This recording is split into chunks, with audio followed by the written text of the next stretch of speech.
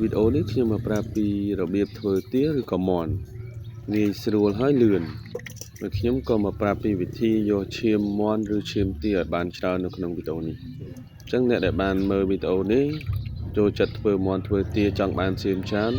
ត្រូវហើយអញ្ចឹងកុំភ្លេចជួយចែករំលែកទៅអ្នកដែលចូលចិត្តធ្វើទាធ្វើមាន់ទាំងអស់គ្នាផងខ្ញុំនឹងប្រាប់ពីរបៀបយកឈាមបានច្រើនហើយបោចលឿនហើយស្អាត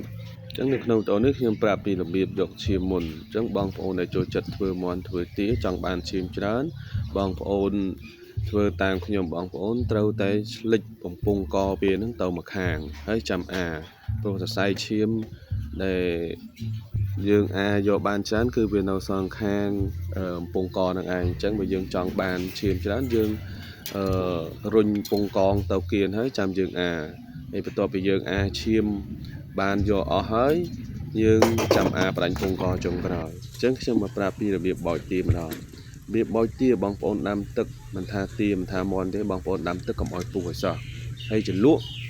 បងប្អូនជ្រលក់ធ្វើម៉េចឲ្យសប់កជ្រូកធ្វើម៉េចឲ្យទឹកក្តៅហ្នឹងឲ្យវាចូលដល់ជ្រាបដល់កូររោមហើយបងប្អូនមកបោចបងប្អូនបោចត្រូវមានទឹកត្រជាក់ដើម្បីជ្រលក់ដៃហើយយើងបោចធ្វើម៉េចបោចរុញចាប់វាផ្ទាប់ជាមួយនឹងអារោមទូចហ្នឹងទៅគឺវាបានស្អាតហើ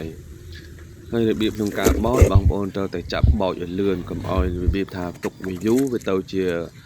ស្បែកវាហ្នឹងវាខំកូររោមធ្វើឲ្យយើងពិបាកក្នុងការបោចអញ្ចឹងបងប្អូនត្រូវតែ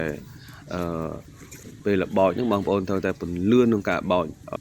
ដៃយើងពីរហ្នឹងបងប្អូនធ្វើម៉េចចាប់ផ្ទាប់ទាំងសងខាងហ្នឹងចាប់រុញ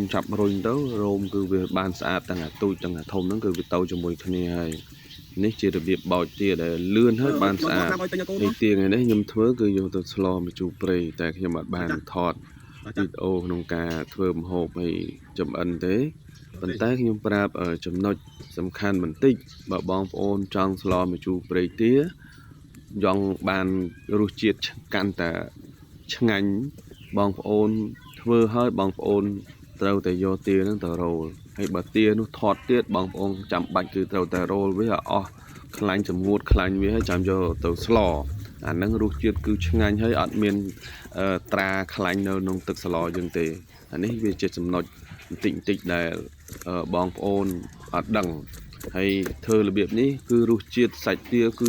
កើនមកកម្រិតទៀតគឺឆ្ងាញ់ខ្លាំងអញ្ចឹងបងប្អូនអាចសាកយកទៅធ្វើតាមបាន